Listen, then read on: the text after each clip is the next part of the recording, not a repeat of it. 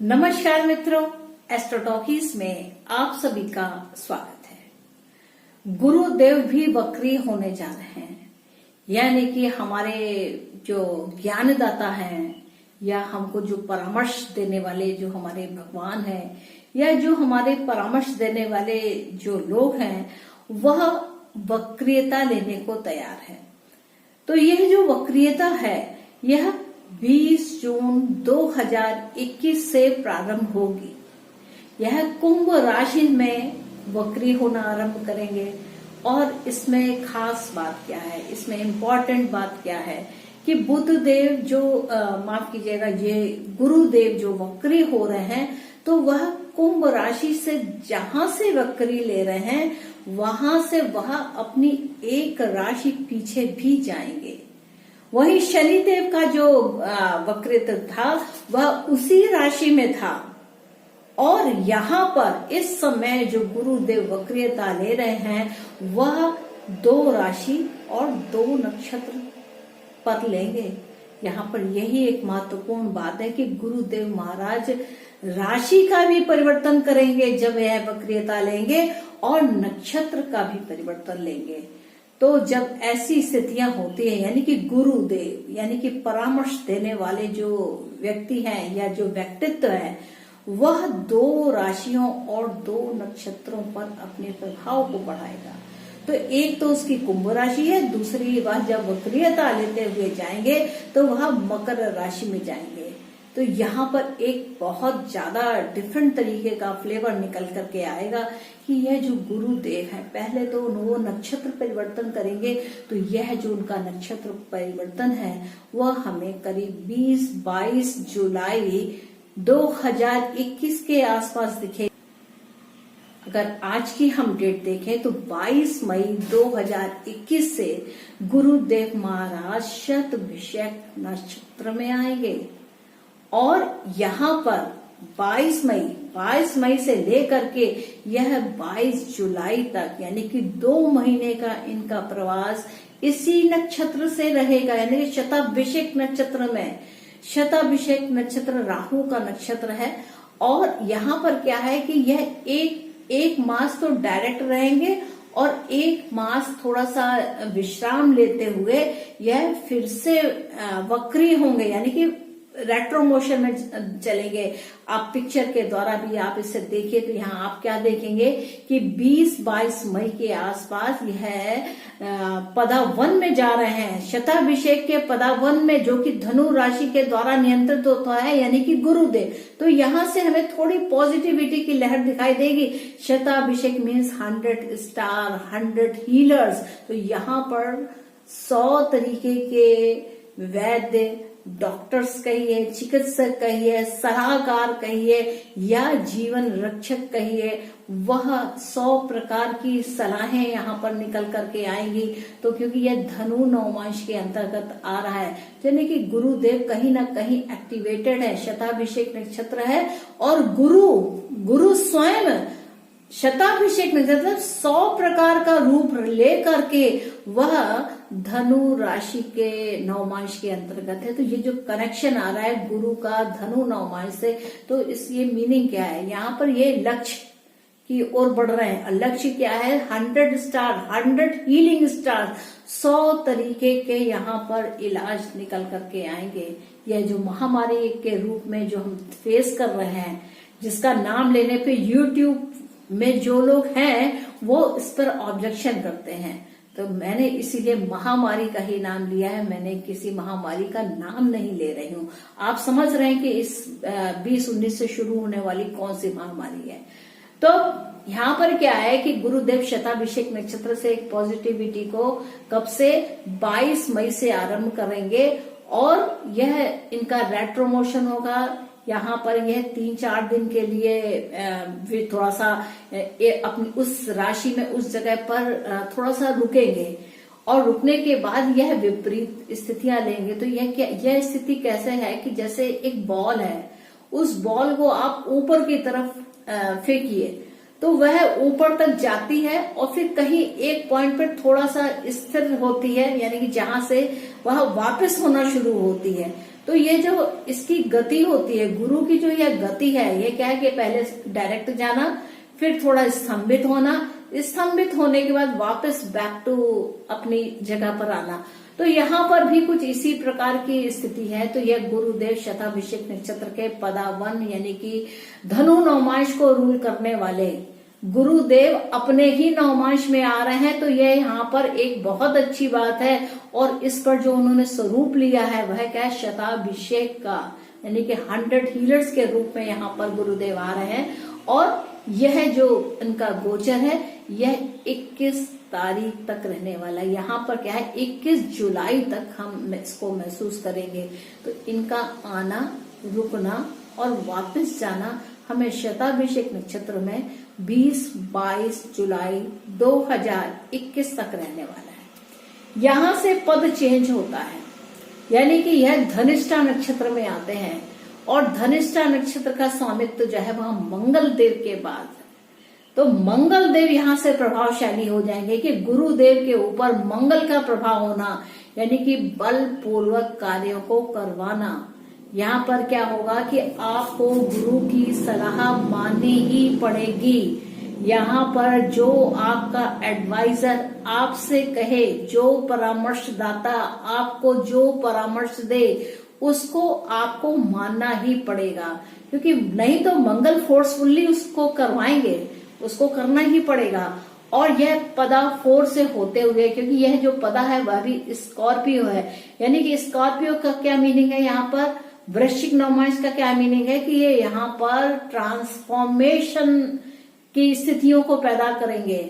यह ट्रांसफॉर्मेशन यहाँ पर आएगा और इसको करते हुए जब हम और चलेंगे तब हम तुलनात्मक अध्ययन करेंगे। जब यह तुला नवमांश में आएंगे कि क्या सही था क्या गलत था, इस बात को सोचेंगे और आंकलन करके जब हम पहुंचेंगे करीब 18 अगस्त 2021 के आसपास, तब यह क्या है, राशि का परिवर्तन होगा।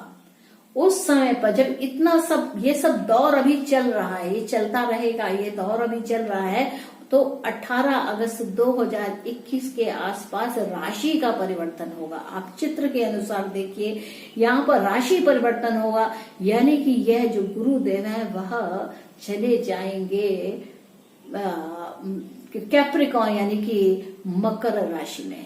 तो इस मकर राशि में आने पे क्या है, यहाँ पे गुरुदेव नीच के हो जाते हैं, यानी कि जो उनका नेचुरल फल है वह नहीं दे पाते हैं। लेकिन चूंकि यह समय की धारा चल रही है, तो इसमें क्या होगा कि इस समय के अनुसार तो गुरुदेव को चलना ही पड़ेगा।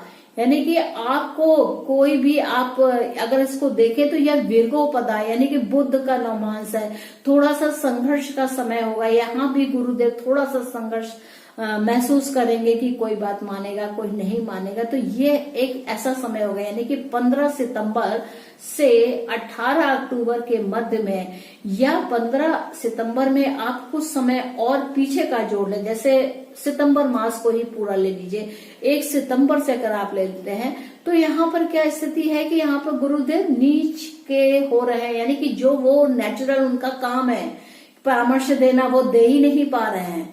तो जो यह बात कही जाती है कि परामर्श देने वाला भी यहाँ पर परामर्श देने में असमर्थ है, यानी कि क्या है कि यहाँ पर लोग बहुत अधिक अपना दिमाग को चलाएंगे, अपने ही स्वतः का बहुत एनालिसिस करेंगे, आकलन करेंगे, वह भी एक निगेटिव फॉर्म में। तो यह स्थिति थोड़ी सी अच्छी नहीं होगी और यही वह समय होगा जिस समय शायद हम एक दूसरी या कहें या तीसरी लहर को महसूस करेंगे।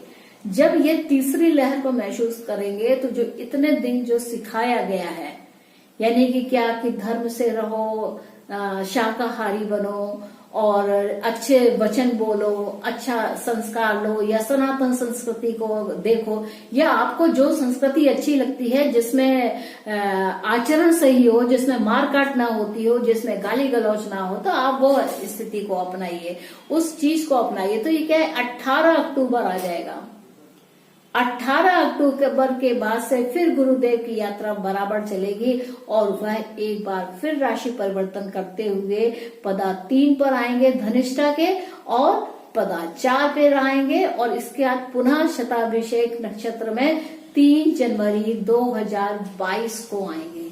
तो जब गुरुदेव दोबारा से कुंभ राशि में आएंगे और शताभिषेक नक्षत्र में आएंगे, तब जाकर के कहीं यह सारी कुछ चीजें सुचारू रूप से चल पाएंगी।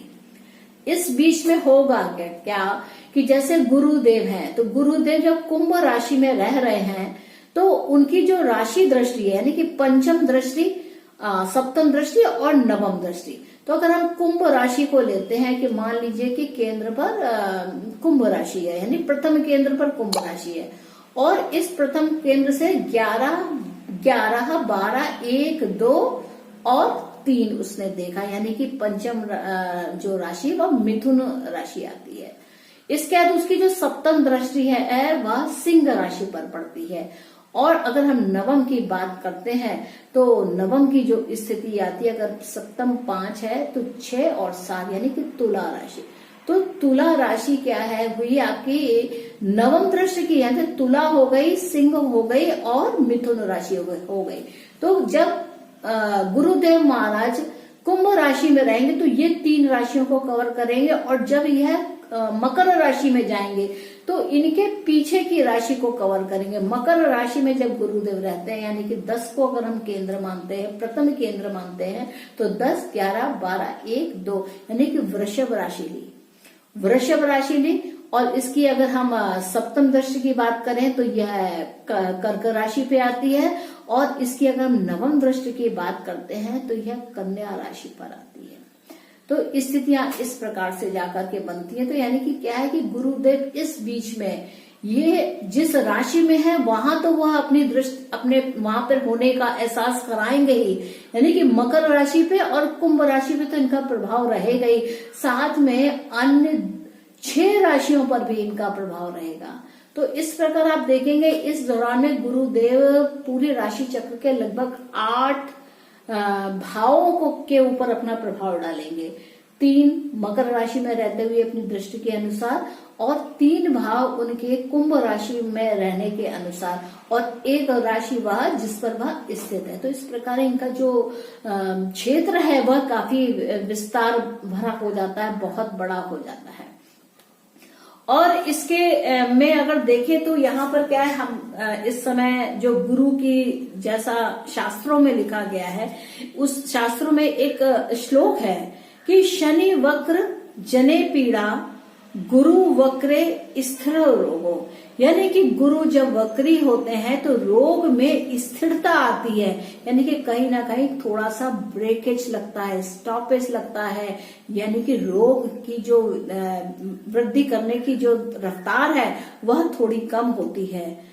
और इसी में एक बात और कही गई है, वह शनि के लिए है कि शनि वक्रे महामारी रौरवम च भयम पति, यानी कि जो कोई व्यक्ति जब शनि वक्र की अवस्था में होता है या जिसकी कुंडली में शनि वक्री हो, उस समय पे बिल्कुल रौरवम वाली यानी कि बहुत ही ज्यादा भयानक स्थिति दिखाती है। लेकिन हाँ, अगर इतना जैसे प्रत्येक व्यक्ति सुनते हैं तो उनके मन के अंदर यह भय आ जाता है। तो देखिए, भय करने की बात नहीं है, शनि एक कर्म ही होता है जो हमारे कर्मों के अनुसार ही फल देता है। इस बात को निश्चित तौर से समझ के रखिए। और हो सकता है कि आपकी दशा महादशा कुछ और चल रही हो तो भी आपके ऊपर इस बात का प्रभाव नहीं पड़ेगा।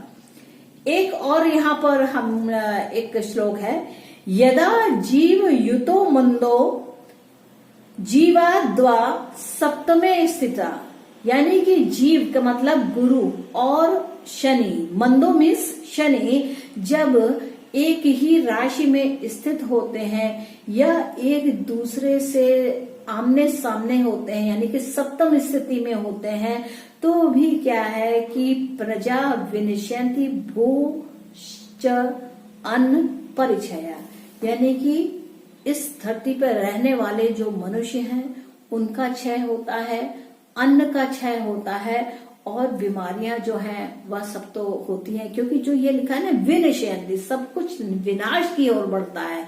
तो यहाँ पर थोड़ा यह भी समझने का होगा कि यह जो 14-15 सितंबर 2021 के समय की बात होगी, उस समय पे गुरुदेव भी इसी राशि में होंगे, मकर राशि में, और शनि देव भी इसी राशि में होंगे। तो यह जो श्लोक है यहाँ पर यह समझना होगा कि ये तीसरी लहर का समय होगा। जो मुझे नजर आता है कि यह तीसरी लहर का समय होगा, तो यहाँ पर थोड़ा सा पहले से तैयारी रखने की आवश्यकता होगी। और इसके इस वेव को पार करने के बाद तो हमें काफी आराम मिलने वाला है, काफी, क्योंकि इसके बाद ही जैसे ही ये 18 अक्टूबर निकलता है, 18 अक्टूबर के बाद से स्थितियां सामान्य की ओर बढ़ने लगेंगी। तो मित्रों, ये था मेरा एक विचार जिसे मैं सोचा कि आप लोगों के साथ इसे साझा करूं। और आप लोगों को अगर मेरा यह एपिसोड अच्छा लगा तो आप इस मेरे चैनल को सब्सक्राइब करें, मेरे इस एपिसोड को शेयर करें, लाइक करें, ताकि यह और भी लोगों तक पहुंचे कि उन्हें कैसे तैयारी रखनी है। तो मित्रों, मुझको आज्ञा दीजिए, मिलते हैं नेक्स्ट एपिसोड में किसी और विषय को लेकर के। तब तक के लिए नमस्ते।